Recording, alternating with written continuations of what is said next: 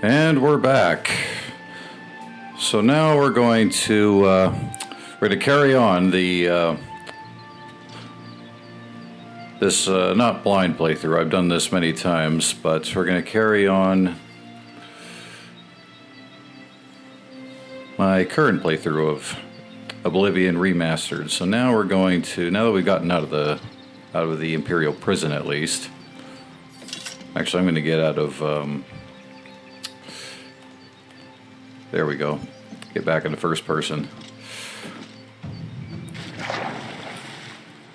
First place we're going to go and explore is right across the lake here to Vilverin. Now, this is a good ruin to start off at, because this contains an Ayleid treasure. An Ayleid treasure that's actually part of an early side quest that you can begin, called the Collector. Now these statues are about 500 gold a piece you can get for them.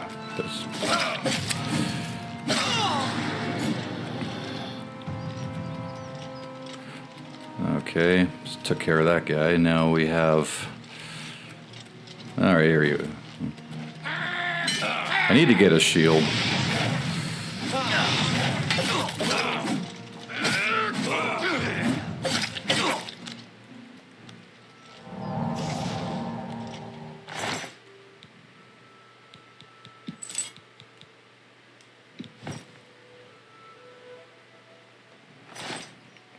Okay. Put on the fur boots. And of course, you always want to keep an eye out for any alchemical ingredients, as well as any skill books you might find.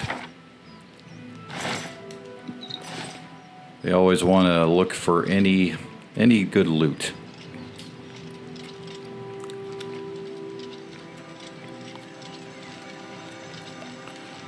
So yeah, Vilverin is one of 10 Ayleid ruins you can find that have the Ayleid statues. Those are all part of what's called the Collector quest, which we will be pursuing. And coming right out of the gate, I am missing my spell cast.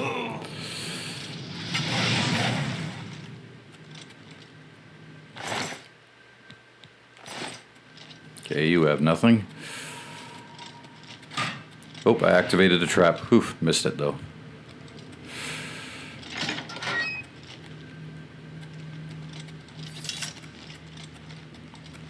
Yes, it was nothing. Wow, I can't believe I didn't alert her. Must have been the wind.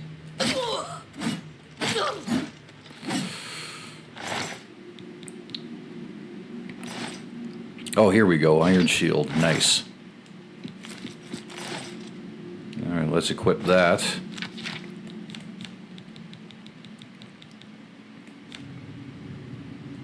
Ah, here we go.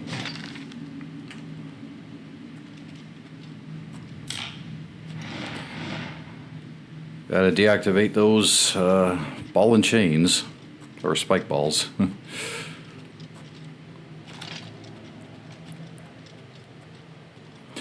And another thing to look out for in all these Ayleid ruins are Welkin stones. Those can actually, they replenish all your magicka, which, you know, if you're doing a ton of spell casting, can be useful early on. However, they can also get you quite a bit of gold early on in the game, considering that you don't really start making a whole lot of money in this game until, I don't know, around level 15 or so. That's when you start getting some of the more high-level loot.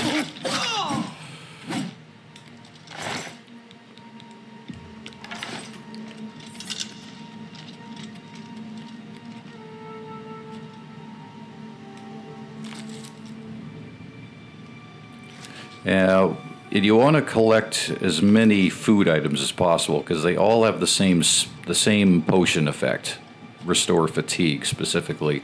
So early on in the game, if you want to make a bit of money, you can craft a whole bunch of restore fatigue potions, and yeah, you can save up quite a bit. And there's There's definitely a bunch of goals you want to pursue early on in the game.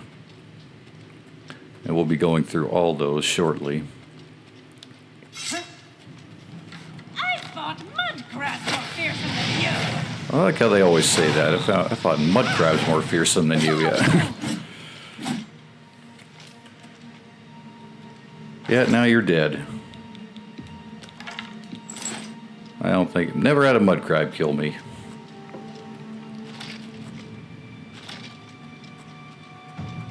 Wow, sneak over all the way at 27. That's, we're well on our way. I'm definitely going to be doing the Thieves Guild and Dark Brotherhood quests a bit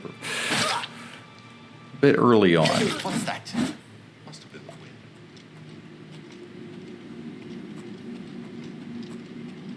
wind. Now, so far, this is actually going pretty well.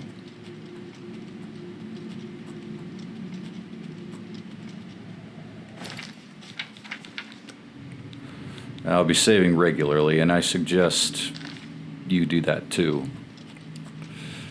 There's a lot, like, being that this is a Bethesda title, there's going to be lots of glitches, and unfortunately, a lot of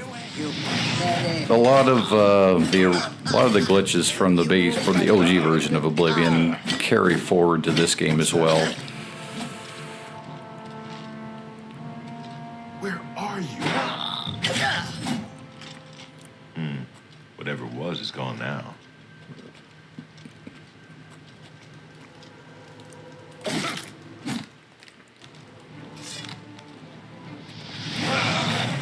You do realize...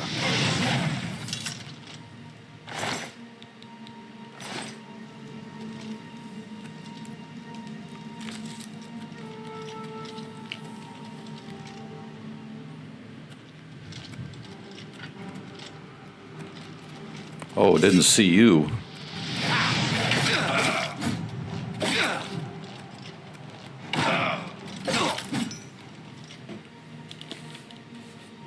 Alrighty then, so now we'll head a bit deeper into Vilverin.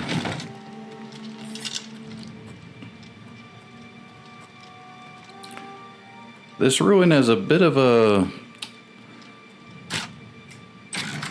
story of its own, actually. A bunch of bandits are holed up here, and little do they realize they're actually being hunted by a necromancer. So yeah, we're going to get to the bottom of that. Because that necromancer, I believe, is guarding that Ayleid statue that we want.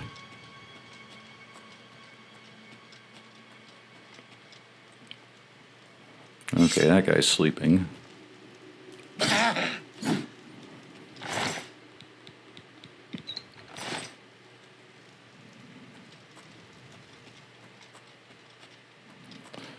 I'm amazed how well the sneaking is going so far. I was not having the same success in my previous playthrough. I didn't even make expert in sneak on my last playthrough. I really slacked off on that one.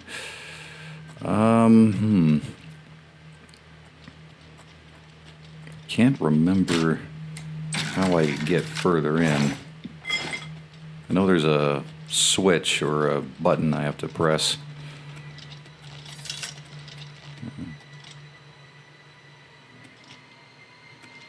Was it over here? Yeah, here we go.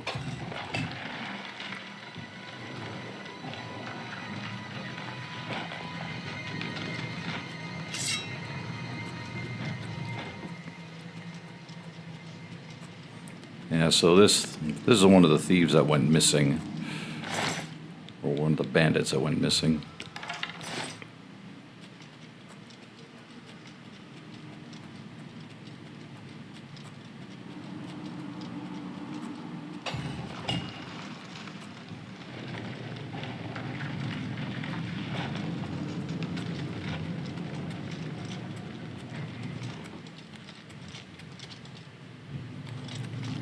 Yeah, the lockpicking in this game, I honestly find it a bit more difficult than in the OG version of Oblivion. Found I was breaking a lot more lockpicks in the remastered version. And we have our first zombie. Now this is going to be a lot more fun taking on these guys because I don't have to worry about contracting all the various diseases these guys can, give you. Rock joint, yellow tick. Like there's a whole bunch of them you can get from zombies. They're gross. They're filthy.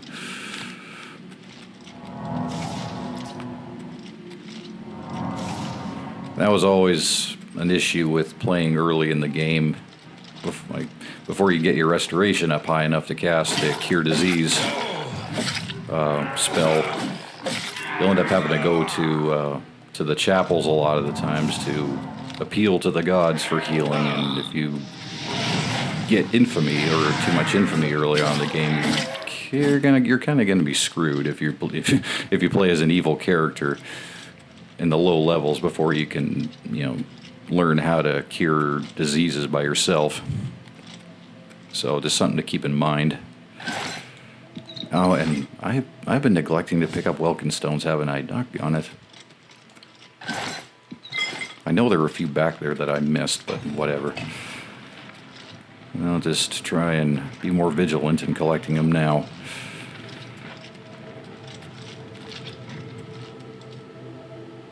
And what did that open up? Oh, here we go.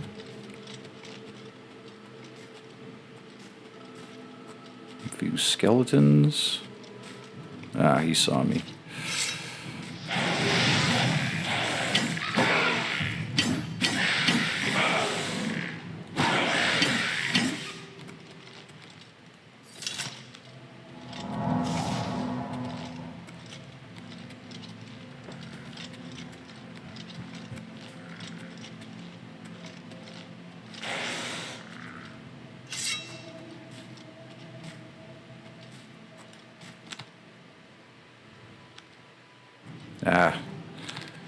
These guys are a lot more perceptive than the bandits, that's for sure. Those guys, I was just lumbering up to them and they didn't notice me at all. The skeletons, though, they're a little bit tougher to sneak past.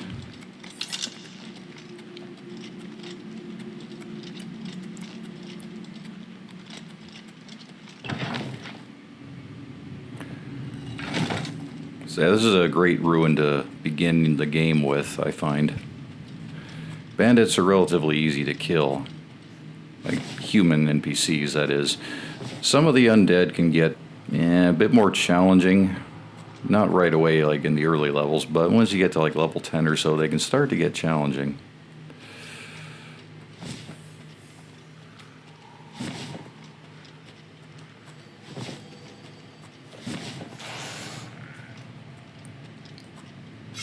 Let's see if I can get the drop on this guy.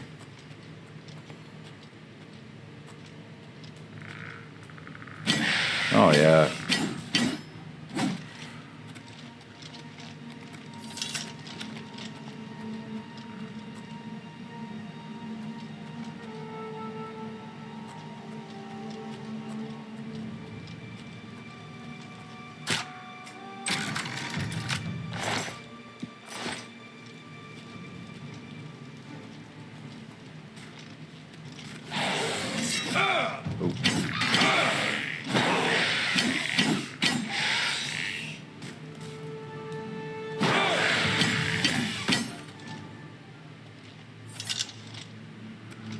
Whole bunch more Welkin stones.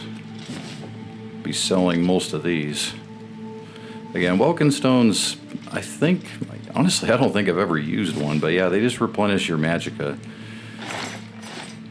If you're in the heat of a battle and you're just, throwing destruction spells out like crazy or desperately trying to heal yourself, yeah, they can be useful in a pinch, but if you develop a strong enough magic build, they really shouldn't matter too much. I find just potions are more useful.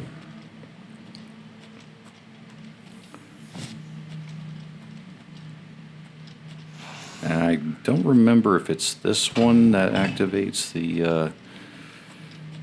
Nope, not that one. Alright, let's get a few spells off.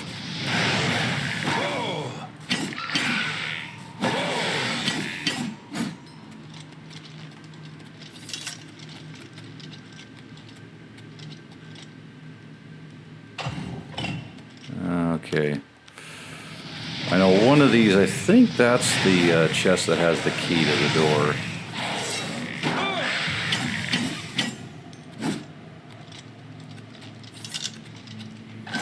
Nope, it's not. Ah, rats.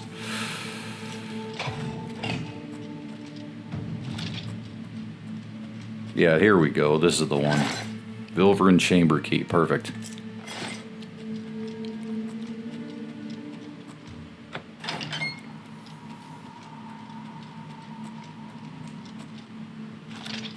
And yeah, don't mind me hopping around like a rabbit here. The reason I do that is just to try and get the acrobatic skill to increase, you know, throughout the game.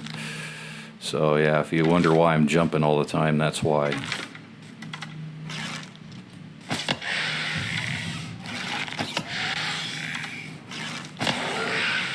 Let's see if I can kill him before he gets me in.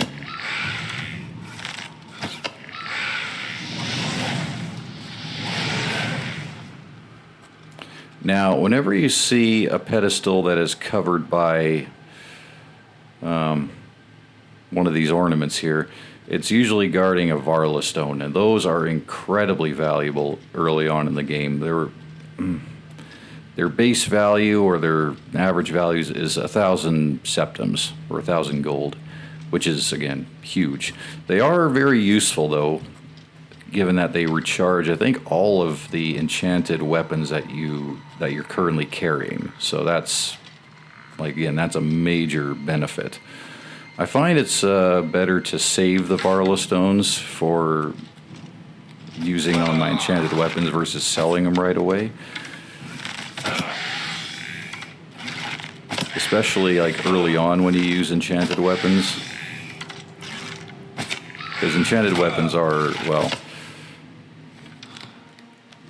they're probably what you're going to use early on in the game to fight ghosts in particular, given that ghosts can't be harmed by anything other than silver, daedric, or enchanted weapons. So here you, as you can see, 1,000 septims. Man, these things, these things are valuable.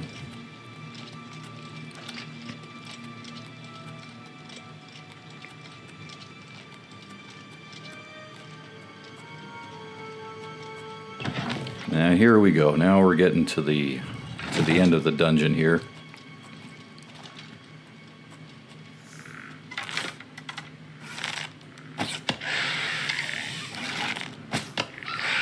Oh, doggone it. Forgot to change the flare.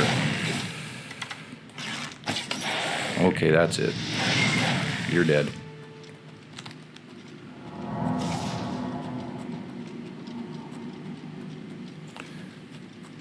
Okay, and here, right up ahead, is the first Ayleid statue. Now, I definitely want to try and avoid these.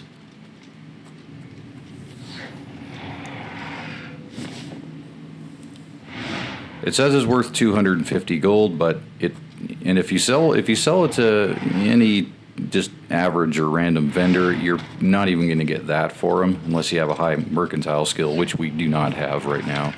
No, like, you get 500 gold for them if you take it to a particular NPC in the Imperial City, which we'll go visit after we're done here. And yeah, so basically how it works is there's 10 of those Ayleid statues in various Ayleid ruins throughout Cyrodiil, which, you know, I know the whereabouts of. So earlier on, we'll be plugging away at that quest line, gathering the Ayleid statues. Woo.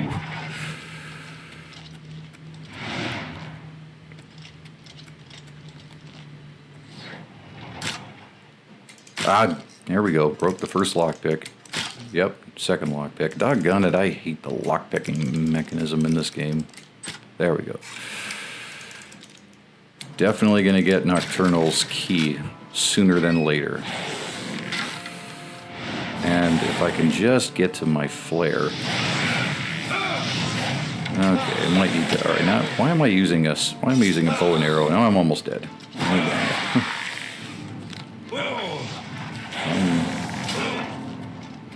I'm about to die. I am going to die. Getting careless. There we go. Definitely want to keep some potions on hand, just in case you get in a pinch.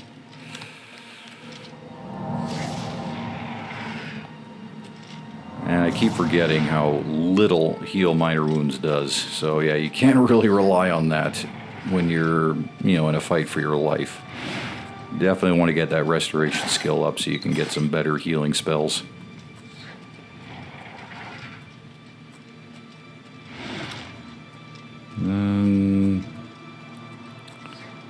Is this a dead end? It is a dead end.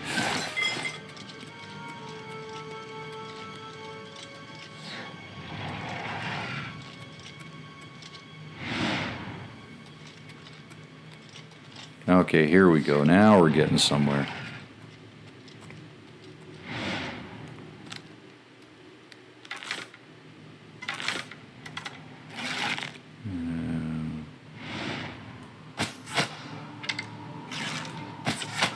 Now this guy summons his ancestral ghost, but really this he was that guy was a bit of a joke. Jalbert. That's his name. He's been doing some experiments on the bandits that have been hiding here. You can find out in his journal. I'm not sure where that is, actually. So, want to grab all these alchemical ingredients, the lockpicks, the sepulchre key, and anything else of value. Here we go. Apologize, I've not written before now, and pray you worry not. How could you have known that your patrol would stumble across my outing at the cemetery? There was no denying my deed. A sack full of limbs and grave soil still fresh in my boots. Oh my goodness. Yeah, these necromancers are a joyous bunch.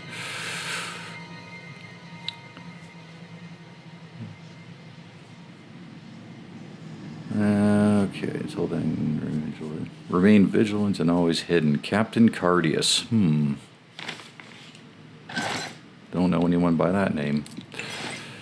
These, you could collect this stuff. It's worth so little, though.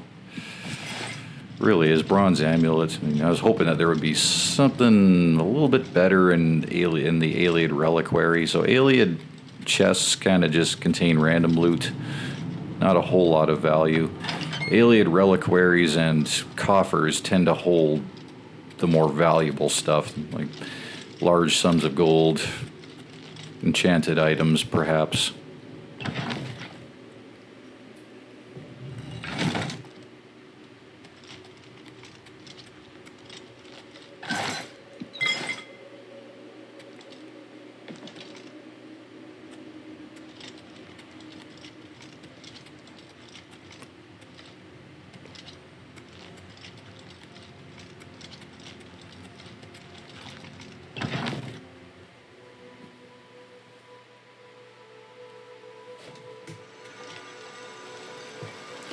Okay.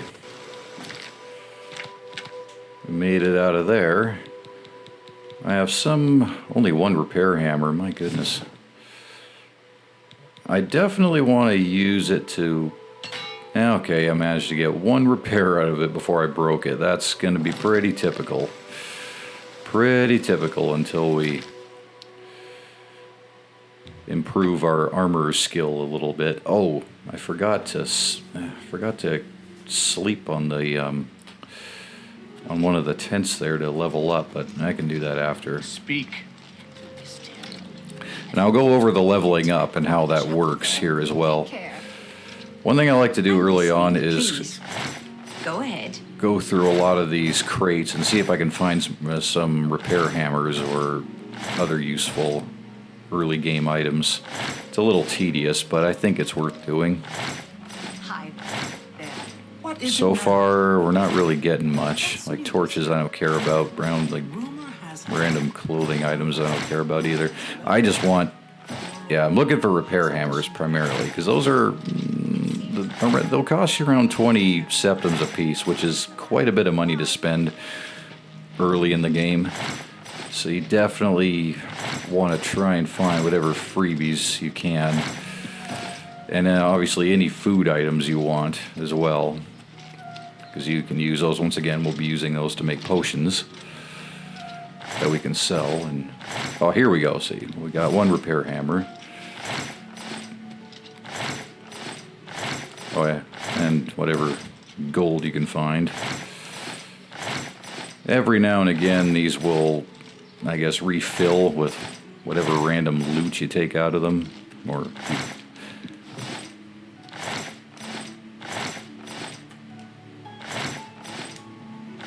Oh yeah. So apple and cheese wedge. Venison, it weighs quite a bit, and it's just a restore health feature. It doesn't have restore, like most of this stuff. Corn is restore fatigue. Rice is restore fatigue. So those are the kinds of ingredients we want to collect.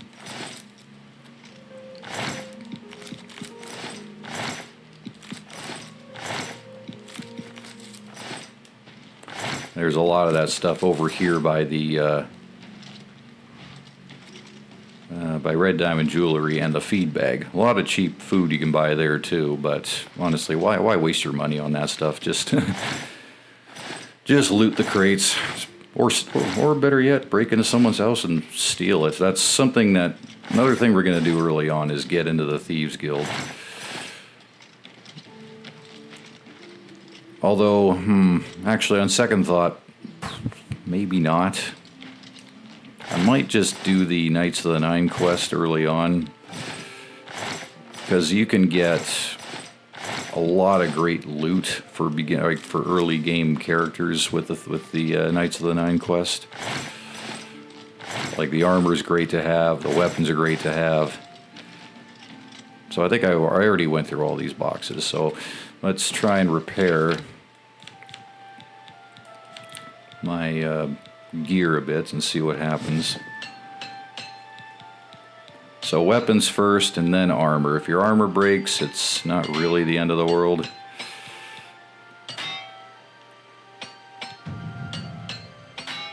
Okay, that's that.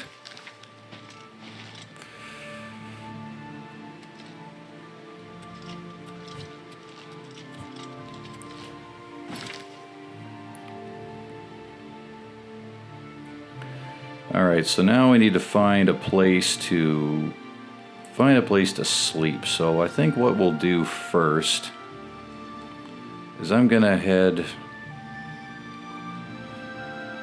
back to Vilverin, actually.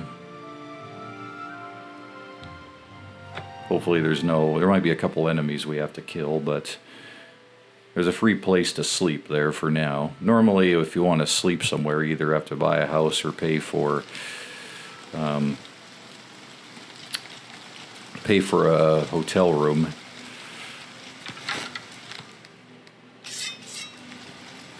Or just squat somewhere. Squat at a camp in the middle of nowhere or just outside of the towns. So that's what we're going to be doing here.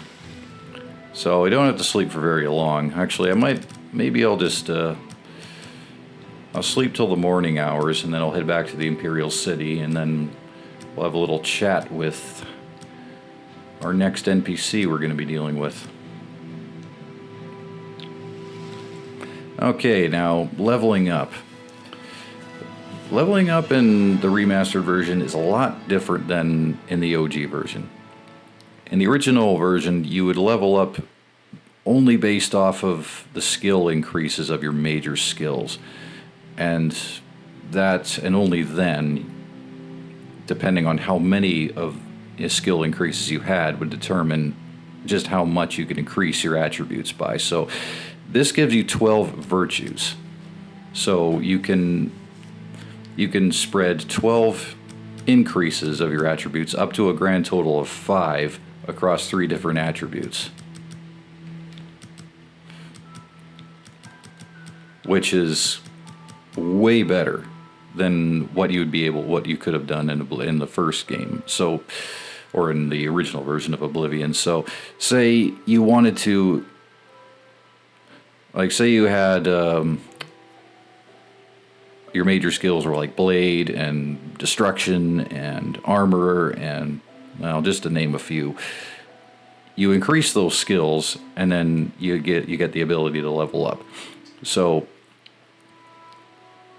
the various skills that are under strength are blade, blunt, and hand-to-hand specifically. Those are the 3 skills that are tied to strength. So if blade was one of your major skills, yes, like if you increase that one with a combination of all the other major skills to get enough points to level up, you would be able to probably level up your strength maybe 2 to 3 points, depending on how many increases you had to blade skill. But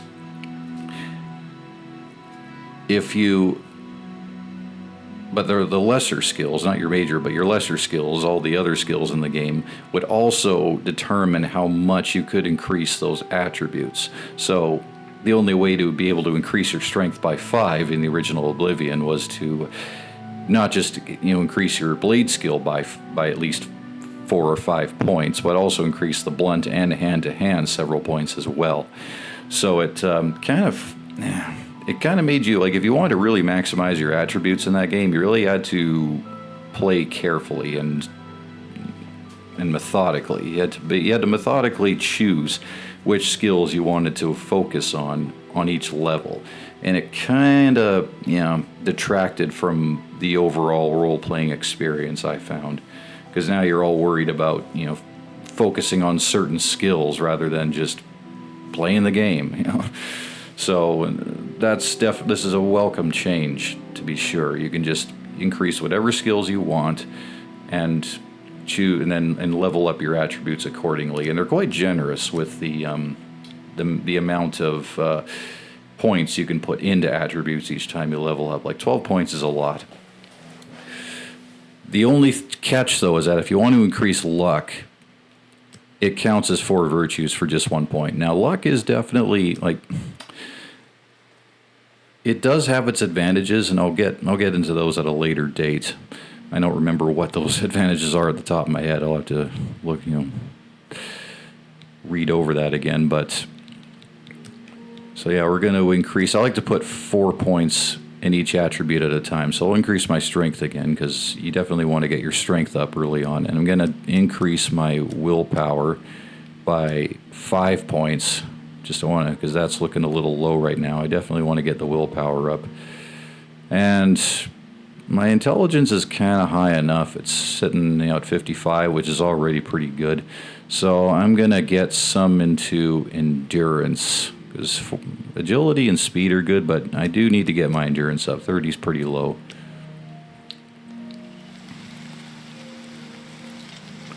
And don't feel that you have to level up super quick in this game. I did that on my last playthrough, and by the time I did some of the main quest missions, I was, having a heck of it. I was dealing with a lot of high level enemies, and it became a bit of a slog. You don't want to scale up your character too quickly. What is with this slaughterfish? There we go. That was very strange.